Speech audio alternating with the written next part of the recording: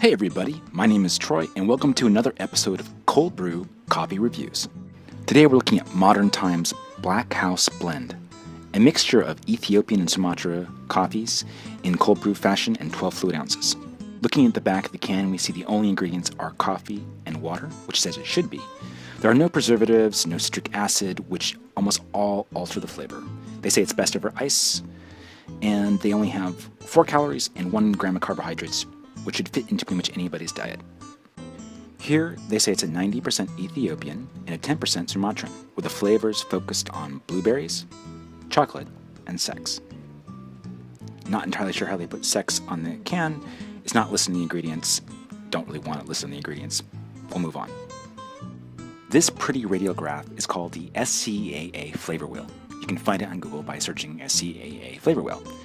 It's used by the SCAA, which is the Specialty Coffee Association America, which is typically the baristas and roasters, people who have a career based in coffee, to communicate about coffee. This flavor wheel represents the majority of flavors that can be found in the world of coffee. A particular coffee of the world will only have a fraction of these flavors. Let's go through the process once, as a taster would, if we're trying to score this particular coffee for particular flavors. What we do is we start in the center and work our way outwards. We first find the dominant flavor. So we'd go through that list. Does it taste like spices? No, not really. No, nutty and cocoa? Yeah, but not as much as it. That's not the first thing that comes to mind. Does it taste sweet? Nope. Floral? Not really. Fruity? Absolutely. But what type of fruit? There's so many different types of fruit that coffee can taste like.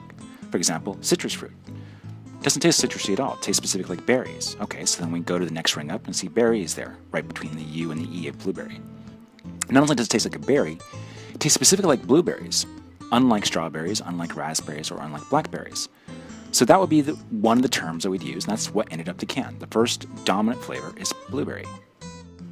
We would repeat this process for the secondary and less prominent flavors, and that comes from the Sumatran, especially just being a 10% of the actual coffee content. So the first thing we do is what does it taste like? Well, it tastes kind of like cocoa. So then when we go to the next ring up, is it nutty or cocoa-y? It's more cocoa-y. Does it taste like dark chocolate or chocolate? We go, well, it tastes more like chocolate, not so much dark chocolate. And that would be the 2 dominant words that we'd use to describe this coffee. This killer cold brew combines a blueberry-forward, naturally processed Ethiopian. So what do they mean when they say natural processed Ethiopian? Well, it's 2 parts. The first is natural process, and the second is Ethiopian. Ethiopia is just where the coffee is grown and comes from. To understand what natural process means, first we need to understand that coffee is a fruit, not unlike a cherry. On the outside is a fleshy pulp, and the inside is 2 halves of what we call a coffee bean, which is technically a seed. The outside is typically thrown away in most processes. Natural process is kind of the oldest process. It's done with the flesh intact, and that lets the fruit flavors that is in that cherry kind of permeate the actual seed and carry through. This is where the Ethiopian gets its blueberry flavors from, dominantly. Most other coffees, that outer flesh is stripped off and thrown away or fermented off. Like the Sumatran is probably processed this way. And what we're left with is called green coffee beans, which are, again, technically seeds, 2 halves, and they have to be roasted before they can be consumed.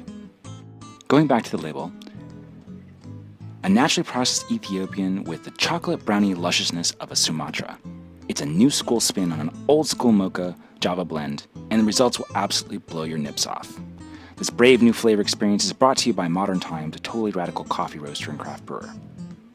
Pouring into the can, on the left we see it with cream and backlit straight. It's kind of an orangish color, which is quite beautiful actually, but it's a bit on the cloudy side.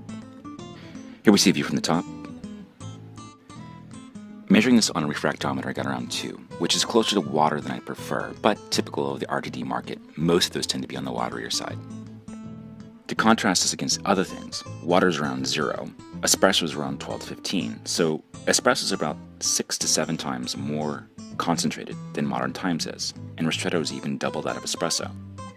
The flavor was as advertised. It was definitely a blueberry dominant with a more subdued, mild coffee bite. So if you're interested in experiencing a more fruity coffee, this would be a good choice.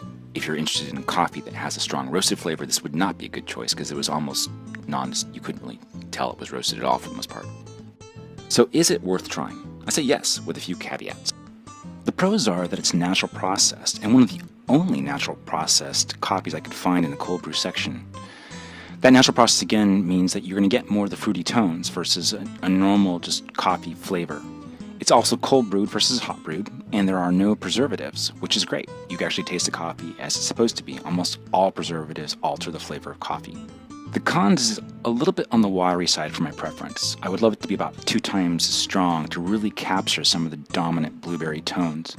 That said, it really was enough caffeine to get a decent buzz from drinking the whole can. Anyway, thanks for watching. Thumbs up if you like it, and feel free to subscribe for more cold brew coffee reviews. We should be bringing them to you about weekly. This episode is brought to you by omgespresso.co, the only cold brew ristretto that I'm aware of, and a wonderful tasting that fully captures single origin flavors. Go check it out.